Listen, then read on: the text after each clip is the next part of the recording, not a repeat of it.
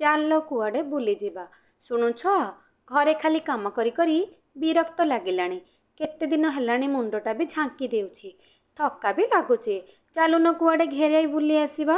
ସକାଳୁ ସକାଳୁ ପ୍ରତିମା ଚା କପ୍ ଧରେଇ ଦେଇ କହିଲେ। ଖବରକାଗଜ ଉପରୁ ମୁଣ୍ଡ ଟେକିଲେ ବୀରେନ୍ଦ୍ର। କହିଲେ, ଏଇଟା ଗୋଟେ କଥା, ତମେ ତ ସବୁବେଳେ ଘର କାମରେ ବୁଡ଼ି ରହୁଛ ଯେ କାହାକୁ ଘରକୁ ଟିକେ ବୁଲି ଯିବାକୁ କହିଲେ ବି ବାହାରୁନ। କୁହ କୁଆଡ଼େ ଆଉ କାହା ଘରକୁ ଯିବା? ଏଇଥିପାଇଁ ମୁଁ ବାହାରେନା। ଯେତେବେଳେ ଦେଖ ଖାଲି କାହା ଘରକୁ ଯିବା, ନା କାହା ଘରକୁ ନୁହେଁ କି କାହା ସାଙ୍ଗ ନୁହେଁ। ଆମେ 2 ଜଣ ଯିବା, ଟିକେ ଖାଲି ଜାଗାରେ ବସିବା, ମନ ଖୋଲି ଗପିବା। ମନେ ପକେଇଲ, ବାହାଘର ପରଠାରୁ କେବେ ମୋତେ ସମୟ ଦେଇଛ? ପାଖରେ ବସି କହିଲେ ପ୍ରତିମା। ଆଚ୍ଛା, ତୁମ ମୁଣ୍ଡଟା ବୁଲେଇ ଦେଉଛି, ଚାଲୁନ ଡାକ୍ତର ପାଖରେ ଦେଖା କରି ଆସିବା, କହିଲେ ବୀରେନ୍ଦ୍ର। ହେଇ ହେଲା ତ, ମୁଁ କୁଆଡ଼େ ଟିକେ ବୁଲିଯିବା କଥା କହୁଛି। ଇଏ ବାହାରିଲେ ବୁଲେଇ ନେବାକୁ ଡାକ୍ତର ପାଖକୁ, ସାଙ୍ଗ ଘରକୁ, ବନ୍ଧୁବାନ୍ଧବ। ଘର ନାହିଁ, ମୁଁ କୁଆଡ଼େ ଯିବିନି। ପ୍ରତିମାର ଅଭିମାନ ଭରା କଥାରେ ବୀରେନ୍ଦ୍ର ଭାବୁଥିଲେ, ସତରେ ତ ଘର କାମ, ପିଲାଙ୍କ ପାଠପଢ଼ା, ବନ୍ଧୁବାନ୍ଧବ କାମରେ ବ୍ୟସ୍ତ ରହୁଛନ୍ତି ପ୍ରତିମା। ଯୁଆଡ଼େ ଯେତେବେଳେ ମୁଁ ଡାକିଛି ମୋ ସାଙ୍ଗରେ ଯାଇଛନ୍ତି। ଆଜି ପ୍ରଥମ ଥର ନିଜେ କୁଆଡ଼େ ବୁଲି ଯିବା ପାଇଁ କହୁଛନ୍ତି। ତାଙ୍କ ମନ ଭାଙ୍ଗି ଦେବାଟା ଠିକ୍ ହେବନି। ପ୍ରତିମାଙ୍କୁ କହୁଥିଲେ, ଆଜି ରବିବାର, ଛୁଟି ଅଛି। 5ଟା ବେଳେ ବାହାରିକି ନେତାଜୀ ପାର୍କ ଯାଇକି ଖୋଲା ପବନରେ ଦୁହେଁ ବସିବା, ଗପିବା। 7ଟା ବେଳେ ଘରକୁ ଫେରିବା। ଏହା ଶୁଣି ପ୍ରତିମା କହିଲେ, ଠିକ୍ ଅଛି, କିନ୍ତୁ କେବଳ ତୁମେ ଓ ମୁଁ, ଆଉ କେହି ଯେମିତି ଦଖଲ ନ କରନ୍ତି। 5ଟା ବେଳେ ଦୁହେଁ ବାହାରିଗଲେ ପାର୍କ ଅଭିମୁଖେ। ଗଲାବେଳେ ପିଲାଙ୍କୁ କହିକି ଗଲେ ଯେ ଉପମା ଡାଇନିଂ ଟେବୁଲ ଉପରେ ଅଛି। ଖାଇକି ଘରେ ଥିବ, ମାଡ଼ଗୋଡ଼ ନ ଲାଗି ପାଠ ପଢ଼ୁଥିବ। ମୁଁ ପାର୍କ ଯାଉଛି। ଆଶ୍ଚର୍ଯ୍ୟ ହେଇ ଲୋନୁ ଚାହିଁଥିଲା। ମାମା କେବେ କୁଆଡ଼େ ବୁଲିଯିବା ଆମେ ଦେଖିନୁ। ଘର କାମରୁ ତ ଫୁର୍ସତ ନାହିଁ ତାଙ୍କୁ। ଏ ମାମାଟା ସବୁବେଳେ ଖାଲି ଅନ୍ୟମାନଙ୍କ କଥା ଚିନ୍ତା କରେ, କିନ୍ତୁ ନିଜ ପାଇଁ ଚିନ୍ତା ନାହିଁ। କେମିତି ମନ ତାଙ୍କର କେଜାଣି।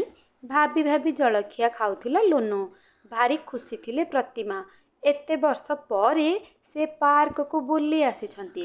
ବାହାଘର ପରଠାରୁ ସମସ୍ତଙ୍କ ଫରମାଇଶ ପୂରଣ କରୁ କରୁ ସମୟ ପାଇନାହାନ୍ତି ନିଜ ନିଜ କଥା ଭାବିବାକୁ। ଭାରି ଖୁସି ଥିଲେ ପ୍ରତିମା। ଏତେ ବର୍ଷ ପରେ ତାଙ୍କୁ ବୀରେନ୍ଦ୍ର ପାର୍କ ଆଣିଛନ୍ତି। ବାହାଘର ପରଠାରୁ ଆଦର୍ଶକୁ ଗଣ୍ଠି କରି ସେ ଖାଲି କର୍ତ୍ତବ୍ୟ କରି ଚାଲିଛି। ଯାହା ହେଉ, ବୀରେନ୍ଦ୍ର ଆଜି କଥା ରଖି ସମୟ ବାହାର କରି ଆସିଛନ୍ତି। ଭଗବାନଙ୍କୁ ଧନ୍ୟବାଦ ଦେଲେ ପ୍ରତିମା। ନେତାଜୀ ପାର୍କ ପାଖରେ ଦୁହେଁ ପହଞ୍ଚିଗଲେ। ପାର୍କ ଆଗରେ ଧାଡ଼ି ଧାଡ଼ି ହୋଇ ଗାଡ଼ିଗୁଡ଼ିକ ଅଛି। ବୀରେନ୍ଦ୍ର ଗାଡ଼ି ପାର୍କିଂ କରୁଥିଲେ। ତାଙ୍କୁ ଅପେକ୍ଷା କରି ଟିକେ ଦୂରକୁ ଛିଡ଼ା ହୋଇଥିଲେ ପ୍ରତିମା। ଆରେ ବୀରେନ୍ଦ୍ର ବାବୁ, ନମସ୍କାର ନମସ୍କାର। ବହୁତ ଦିନ ପରେ ଦେଖା। କେମିତି ଅଛନ୍ତି? ବୀରେନ୍ଦ୍ରଙ୍କ ପାଖରେ ଠିଆ ହୋଇ ବନ୍ଧୁ ଅଖିଲେଶ କହୁଥିଲେ। ମୁଣ୍ଡ ଟେକି ଉପରକୁ ଚାହିଁଲେ ବୀରେନ୍ଦ୍ର। ଠିଆ ହୋଇ ବନ୍ଧୁଙ୍କ ସହ ହାତ ମିଳେଇଲେ। ବହୁତ ଦିନ ନୁହେଁ, ବହୁତ ବର୍ଷ ପରେ ଦେଖା। ମୁଁ ଠିକ୍ ଅଛି। ଆପଣଙ୍କ କଥା କୁହନ୍ତୁ। କେଉଁଠି ରହୁଛନ୍ତି? ପିଲାମାନେ ସବୁ କ'ଣ କରୁଛନ୍ତି? କଥା କହୁ କହୁ ଅଟକି ଗଲେ ବୀରେନ୍ଦ୍ର। ଆଗରେ ଠିଆ ହୋଇଥିବା ପ୍ରତିମାଙ୍କ ଉପରେ ନଜର ପଡ଼ିଗଲା। ସାଙ୍ଗେ ସାଙ୍ଗେ ପ୍ରତିମାଙ୍କୁ କହିଲେ, ତୁମେ ଯାଇ ଭିତରେ ବସିଥାଅ, ମୁଁ ଟିକେ କଥାବାର୍ତ୍ତା ହୋଇ ସାରି ଆସୁଛି। ପାଦକୁ ଘୋଷାରି ଘୋଷାରି ଯାଇ ପାର୍କ ଭିତରେ ଗୋଟିଏ କଣକୁ ଘାସ ଉପରେ ବସି ପଡ଼ିଲେ ପ୍ରତିମା। କେତେବେଳେ ଘଣ୍ଟାକୁ ତ କେତେବେଳେ ପାର୍କର ଗେଟ୍ ଆଡ଼କୁ ଅନାଉଥିଲେ ସେ। ଚାରିଆଡ଼େ ଆଖି ବୁଲେଇ ଆଣିଲେ। କେଉଁଠି ସ୍ୱାମୀ ସ୍ତ୍ରୀ ସାଙ୍ଗ ହୋଇ ବସିଛନ୍ତି, ତ କେଉଁଠି ପିଲାମାନେ ଖେଳୁଛନ୍ତି। ଅଭିମାନରେ ମନ ଭିତରଟା ଘାଣ୍ଟି ଚକଟି ହୋଇଗଲା। ଧୀରେ ଧୀରେ ନିଜେ ମନକୁ ବୁଝାଇ ଦେଲେ, ନିଶ୍ଚୟ କ'ଣ ଜରୁରୀ କଥାବାର୍ତ୍ତା ଥିବ। ସେ ବି କ'ଣ କରିବେ ଯେ, ଏକୁଟିଆ ଲୋକ। ଯାବତୀୟ ଦାୟିତ୍ୱ, ଯାବତୀୟ ଜଞ୍ଜାଳ ତାଙ୍କରି ମୁଣ୍ଡରେ। ଘଣ୍ଟାକୁ ଦେଖିଲେ ପ୍ରତିମା। 7ଟା ବାଜିବ। ଠିଆ ହେଲେ। ଘରକୁ ଫେରିବାକୁ ହେବ। ପିଲା ଦିଟା କ'ଣ କରୁଥିବେ କେଜାଣି। ସାନକୁ ଆଜି ସୁଯୋଗ ମିଳିଯାଇଥିବ ଖେଳିବା ପାଇଁ। ଲୋନୁ ବି ଟିଭି ଦେଖାରେ ବ୍ୟସ୍ତ ଥିବ। କୁଆଡ଼େ ଗଲେ ବୀରେନ୍ଦ୍ର? ଗେଟ୍ ପାଖ ଚଉତାର ଉପରେ ବସି 4-5 ସାଙ୍ଗଙ୍କ ସହ ଗପରେ ମଜି ଯାଇଥିଲେ ବୀରେନ୍ଦ୍ର। ପାଖରେ ଯାଇ ଠିଆ ହେଲେ ପ୍ରତିମା। ଘରକୁ ଯିବା। ପ୍ରତିମା ଡାକୁଥିଲେ। ଆରେ ହଁ ହଁ ଚାଲ, ଭାଇ ଦେଖା ହବ, ବାଏ କହି ସାଙ୍ଗମାନଙ୍କ ପାଖରୁ ଉଠି ଆସିଲେ ବୀରେନ୍ଦ୍ର। ଗାଡ଼ି ବାହାର କରୁ କରୁ କଣେଇ କଣେଇ ପ୍ରତିମାଙ୍କ ମୁହଁକୁ ଅନେଇଲେ ବୀରେନ୍ଦ୍ର। ଅନ୍ୟମନସ୍କ ଭାବେ ହସୁଥିଲେ ପ୍ରତିମା। ସେ ହସ ପଛର ରହସ୍ୟକୁ ଜାଣି ବି ଅଜଣା ପରି ଗାଡ଼ି ଷ୍ଟାର୍ଟ କଲେ ବୀରେନ୍ଦ୍ର। ଘରେ ପହଞ୍ଚିଲା ପରେ ବଡ଼ ପୁଅ ଲୋନୁ ପଚାରୁଥିଲା, ଆଜି ମନଖୋଲା ବୁଲାଟା ହେଲା ତ ମାମା? ପ୍ରତିମା ହସୁଥିଲେ। ତାଙ୍କ ଓଠରେ ଲାଗି ରହିଥିବା ହସକୁ ସାମ୍ନା କରିବାର ଶକ୍ତି ବୀରେନ୍ଦ୍ରଙ୍କ ପାଖରେ ନଥିଲା। ପାର୍କ ଓ ତା ସହ ଜଡ଼ିତ ଘଟଣା କ୍ରମଶଃ ତାର ଗୁରୁତ୍ୱ ହରାଇ ବସିଥିଲା। ନିତିଦିନିଆ କାମରେ ମଜି ରହୁଥିଲେ ପ୍ରତିମା। ଅଫିସ କାମରୁ ଫୁରୁସତ ନଥିଲା ବୀରେନ୍ଦ୍ରଙ୍କୁ। ଠକ୍ ଠକ୍ ଆବାଜ ଶୁଣି କବାଟ ଖୋଲିଲେ ପ୍ରତିମା। ପଡ଼ୋଶୀ ଘର ସରିତା ବୁଲି ଆସିଥିଲା। କଥା ଛଳରେ ପରିବାର ଲୋକେ ରାମେଶ୍ୱରମ୍, ମୀନାକ୍ଷୀ ମନ୍ଦିର ଆଉ ବିବେକାନନ୍ଦ ରକ୍ ବୁଲିଯିବା କଥା କହୁଥିଲା। ଖୁସିରେ ତାର ମୁହଁ ଉଜ୍ଜ୍ୱଳ ଉଠୁଥିଲା। ହେଲେ ଉପରକୁ ହସୁଥିଲେ ବି ମନ ଭିତରେ କେଉଁଠି କେମିତି ଗୋଟିଏ ଖାଲିପଣକୁ ଅନୁଭବ କରୁଥିଲେ ପ୍ରତିମା। ଅନ୍ୟର ଦୁଃଖ ଶୁଣିଲେ ମନଟା କେମିତି ଆର୍ଦ୍ର ହୋଇଯାଏ। ସେଇ ଆର୍ଦ୍ର ତା ଆଖିକୁ ଲୁହରେ ଝାପ୍ସା କରିଦିଏ। ହେଲେ କାହାର ସୁଖ ଦେଖିଲେ ମନ ଭିତରେ ଜ୍ୱଳନ ସୃଷ୍ଟି ହୁଏ। ଅଘୋଷିତ ଈର୍ଷା, ନିଜ ଭାଗ୍ୟ ସହ ଅନ୍ୟର ସୌଭାଗ୍ୟକୁ ତୁଳନା କରି ଅନ୍ୟମନସ୍କ ହୋଇଯାଏ। ଅଭିମାନ ଆସେ ନିଜଠାରୁ ବି ଅଧିକ ଭଲ ପାଉଥିବା ଲୋକଟି ଉପରେ। କେତେବେଳଠାରୁ ସରିତା ଯାଇ ସାରିଥିଲା।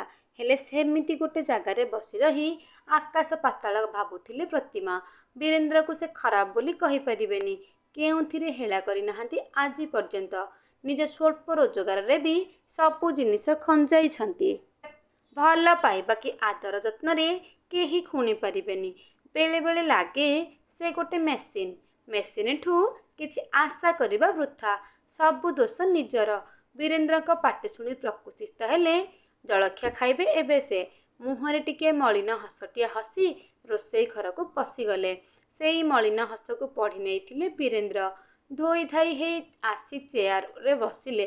ହେଲେ ପ୍ରତିମାଙ୍କୁ ନେଇ ବୁଲିଯିବା କଥା ମନେ ପଡ଼ିଲେ ନିଜ ଭିତରେ ସଙ୍କୁଚିତ ହେଇଗଲେ।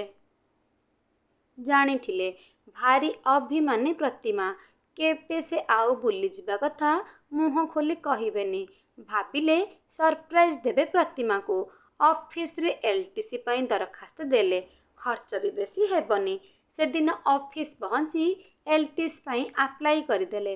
ସାଂସନ ବି ହେଇଗଲା। ଜାମ୍ମୁ କାଶ୍ମୀର ଯିବା ପାଇଁ ଫ୍ଲାଇଟ୍ ଟିକେଟ୍ 2ଟି ଆଣି ପ୍ରତିମାକୁ ଆଶ୍ଚର୍ଯ୍ୟ କରାଇଦେଲେ ବୀରେନ୍ଦ୍ର।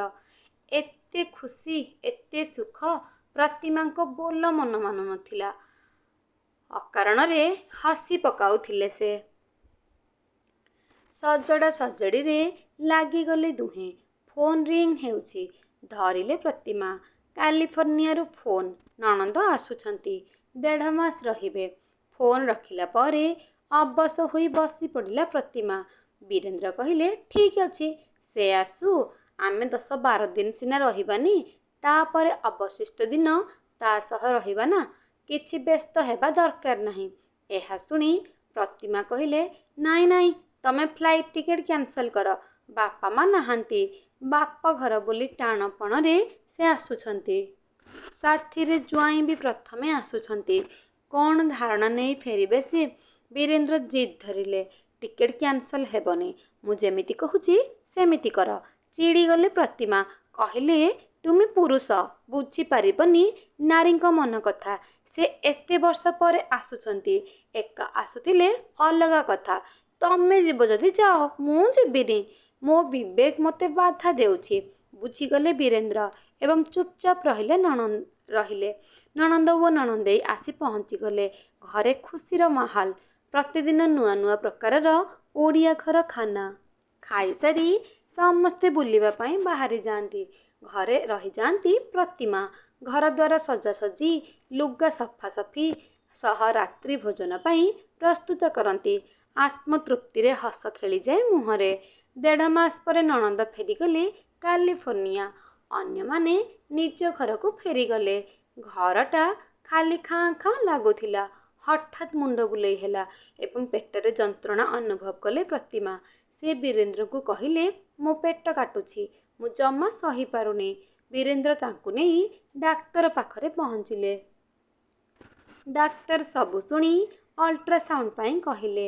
ରିପୋର୍ଟରେ ଆସିଲା ଯେ ଡାକ୍ତର କହିଲେ ଓଭାରି କ୍ୟାନ୍ସର ଲାଷ୍ଟ ଷ୍ଟେଜ୍। ପେଟରେ ଭୀଷଣ ଯନ୍ତ୍ରଣାକୁ ସହିପାରୁନଥିଲେ ପ୍ରତିମା। କଥା ବି କହିପାରୁନଥିଲେ ସେ।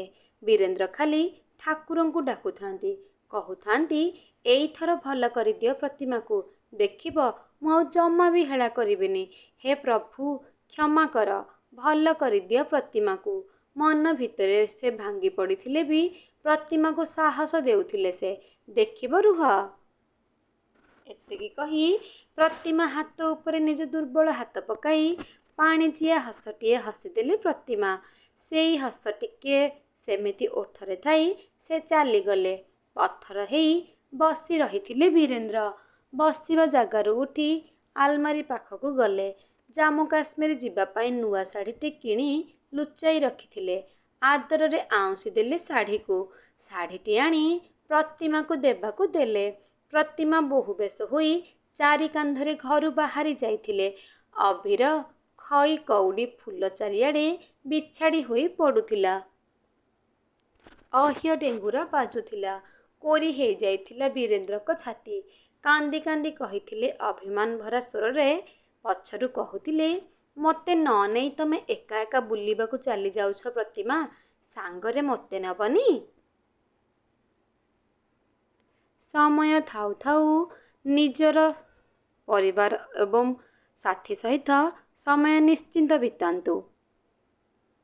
ଏବେ ଶ୍ରୋତାବନ୍ଧୁ, ଯଦି ମୋ ଗପଟି ଭଲ ଲାଗିଥାଏ ଗପଟିକୁ ଲାଇକ୍ ଆଉ ସେୟାର କରିଦେବେ। କମେଣ୍ଟ ବକ୍ସରେ କମେଣ୍ଟ ନିଶ୍ଚୟ ଦେବେ। ଯଦି ମୋ ଚ୍ୟାନେଲରେ ନୂଆ ଥିବେ ଚ୍ୟାନେଲକୁ ସବସ୍କ୍ରାଇବ୍ କରିଦେବେ ଆଉ ବେଲ୍ ଆଇକନକୁ ଦବାଇ ଦେବେ, ଯାହାଦ୍ୱାରା ମୁଁ ଅପଲୋଡ଼ କରୁଥିବା ଭିଡ଼ିଓର ନୋଟିଫିକେସନ୍ ପ୍ରଥମେ ଆପଣ ପାଇପାରିବେ।